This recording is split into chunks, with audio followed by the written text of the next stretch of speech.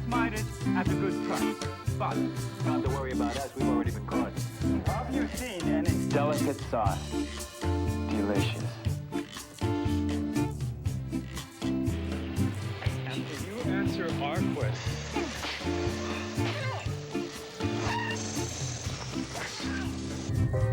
Golden Valley, the only microwave. Do you know? Confucius say nuggets of wisdom are never as tasty as these. After I moved back to California, and I have told you in New York, there was an instance where I had to sing a song and I couldn't sing, and what a disaster my singing was. And I've also told you about how it's very dangerous to know the answers. For instance, my lack of developing my Shakespeare, I paid a price for in New York. So here is probably the most unusual casting that I have ever done and cast in a movie. I was back in California, and I got a call for a movie that was coming out of PBS's American Playhouse Theater, or I'm sorry, it's slipping. Okay, American Playhouse. Okay, PBS would do a series, and then this was a movie that was coming out of it. It was called The Wash, which is an unusual title for a feature film. But anyway, the agent calls me and says they want to see you for this movie that's out of PBS, American Playhouse Theater, and you're going to sing a song. And I said, well, I don't sing. And he goes, that's okay. They're not necessarily looking for someone who sings well. Well, that's me. You need to learn the lyrics for My Way, Frank Sinatra's hit song, My Way. Okay. All right. So I got the sheet music, and I'm learning the lyrics for My Way. I have an appointment that's set to go up to San Francisco to Japantown's hotel there. Okay, I'm sorry, I forgot the name. Very nice hotel in Japantown in San Francisco. And I would be auditioning for the director and producer. I got a call. The song has changed. Really? Okay. Yeah, the rights to sing My Way were too expensive, so instead they decided to do this other song, or they were not necessarily too expensive, but there was difficulties. I should say that. I don't really know why. But anyway, the song changed, and I was now to sing I Left My Heart in San Francisco.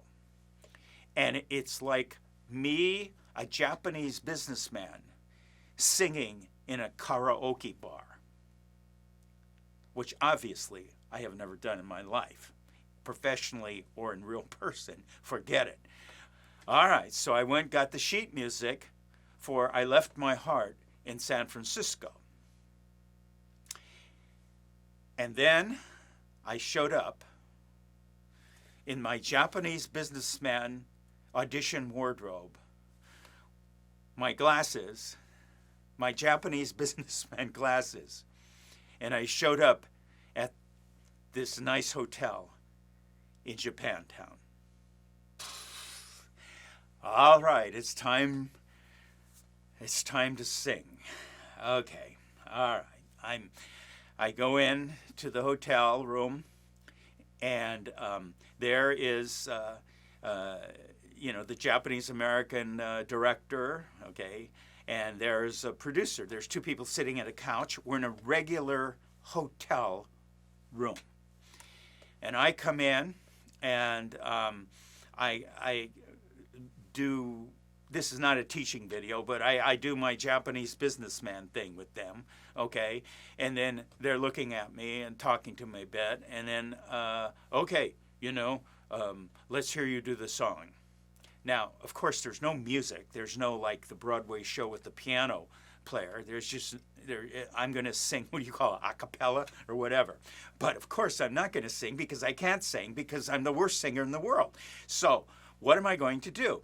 Well, it's karaoke. Okay, can't even say it. It's a karaoke, all right? So I'm in a bar, and so I played it as if I've had one too many to drink, and I become this arrogant,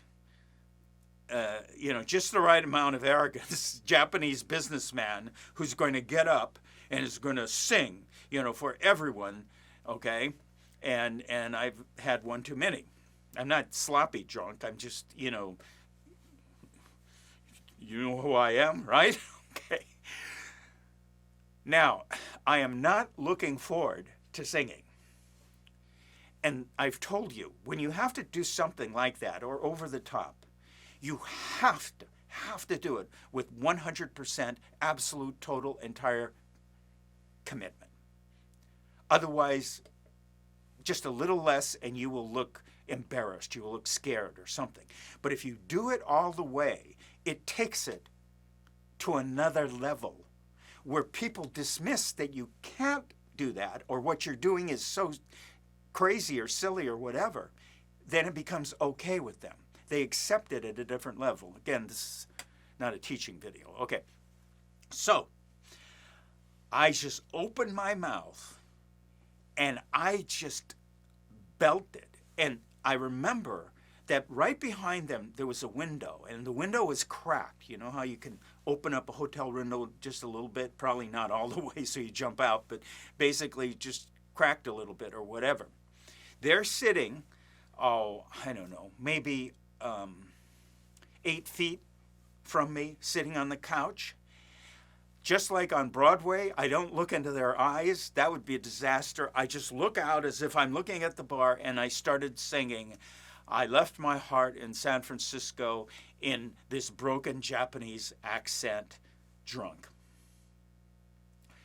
So sincere, overly romantic, overly whatever, okay? And I'm singing. And once again, just like the story I told you with the Broadway musical audition, they didn't tell me to shut up. They didn't stop me. They didn't go get the hook. They didn't go, yeah, enough. They just let me sing. And I sang probably, I don't know how much I sang. I just, singers call it belting. I belted, okay? Horribly belted. And so at the end, once again, I look at them. In this case, they weren't on the floor laughing. They were looking at me like, oh, great, terrific, Yeah, that's just the right amount of businessman arrogance. That's just the right amount of drunk. That's just the right amount of, that's it. Can you, bango, got cast.